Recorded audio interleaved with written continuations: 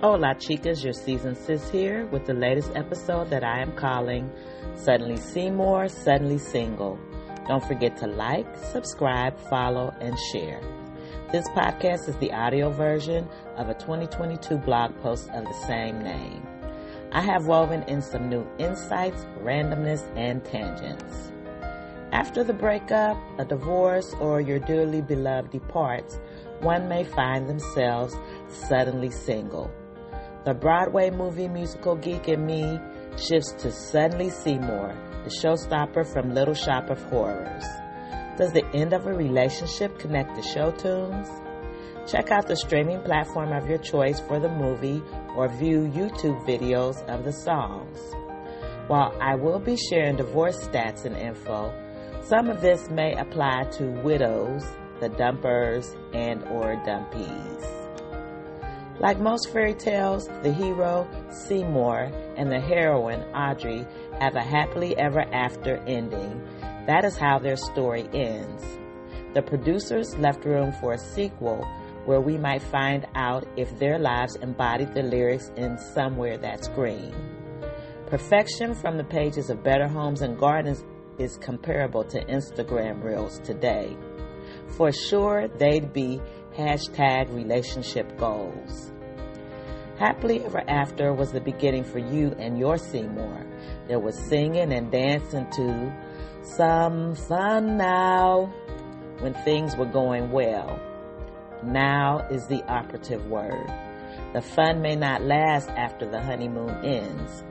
Reasons for divorce range from 3 to 15. One of the reasons cited for the failure of some marriages is the fun ending. In Why Do People Get Divorced? 10 Reasons and Statistics, Michael Pushkar states, having expectations that are difficult or even impossible to meet could put a strain on your relationship. What you see as the perfect partner is heavily influenced by outside forces like the media, such as romantic movies or TV shows. And while they might seem innocent at first glance, they are still destructive.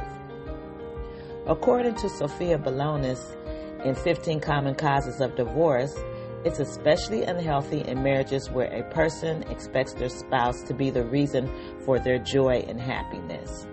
It puts a huge amount of pressure on the spouse to be perfect. Unrealistic expectations can also make a person feel that who they are just isn't good enough for their spouse, leading to low self-esteem and even resentment. Audrey seemed to pour all of her hopes and dreams into Seymour because she had zero self-worth. This caused her to accept physical abuse from her dentist boyfriend until Audrey too unalived him. To my knowledge, David Letterman never curated and presented a top 10 list of why people get divorced. For some people, one item on the list is a deal breaker. For others, they have put up with a myriad of things over time. Then the addition of one more becomes the straw that broke the camel's back. I now present the top 10 reasons for divorce with percentages a la Letterman. Number 10, religious difference, lack of marital education, 13.3%. Certain religions push hard with purity culture and hold back with marital education for women. I will dedicate an entire podcast to the pros and cons of purity culture. Number 9, money issues, debt, 36.1%. Number 4, marrying too young, 45.1%. My grandmother married at 16 and remained so until death parted her from my grandfather. I can't remember if any of my peers who married between 16 and 18 are still together. My eldest sister, however, married at 18, and she and her hubby reached 40 years and counting. God forbid if one of my nieces wanted to tie the knot at that age. Number 3, conflict, irreconcilable differences, 57.7%. Number 2, infidelity, 59.6%. And the number one reason for divorce is lack of commitment. Numbers 5, 9, and 10 address Audrey and Seymour issues. You might even say their issues were cyclical.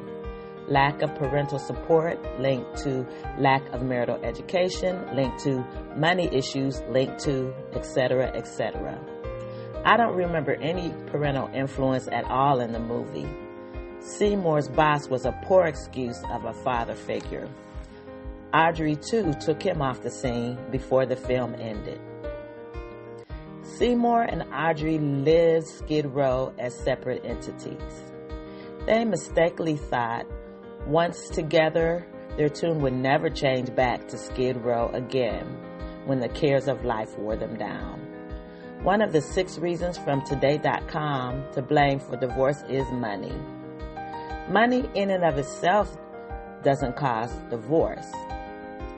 Living in poverty, as Audrey and Seymour did, is incredibly stressful, and financial stressors can lead to fighting, which can result in divorce. Differences in how we spend or save money can also be incredibly difficult to navigate in a marriage. One person wants to shop TJ Maxx and the other on Rodeo Drive. Seymour got in way over his head, hoping never to be poor again.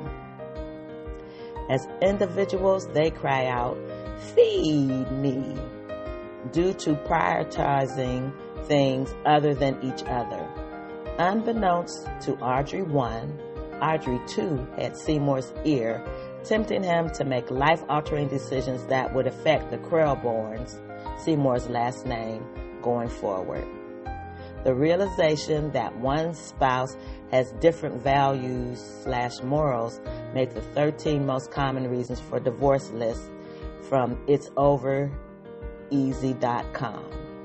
Audrey 1 probably walked down the aisle anyway, justifying that's what Seymour did. In the director's cut of the 1986 film and the original 1960 cult classic, available on YouTube, she even sacrificed herself to continue his rise to fame and fortune. This once loving couple found themselves in a little shop of horrors instead of a home like the one in Somewhere That's Green. If there were ever a modern remake of this comedy musical horror film, one would hope that Audrey wouldn't just say, "sure," about the decisions Seymour made. She would resist immersing herself in fantasy and see red flags instead of pastel pink. Seymour was not a bad guy, and I am not saying that he and Audrey shouldn't marry. Counseling is warranted for both of them. Then Audrey can make an informed decision about matrimony. If the nuptials proceed, it is up to her to determine if she can live with things that go unchanged. Whatever your status, never married, divorced, or widowed, can you relate to Audrey? Feel free to share in the comments. This is your seasoned sis saying thanks for joining me. Remember to like, follow, subscribe, and share. Until next time, later girlies.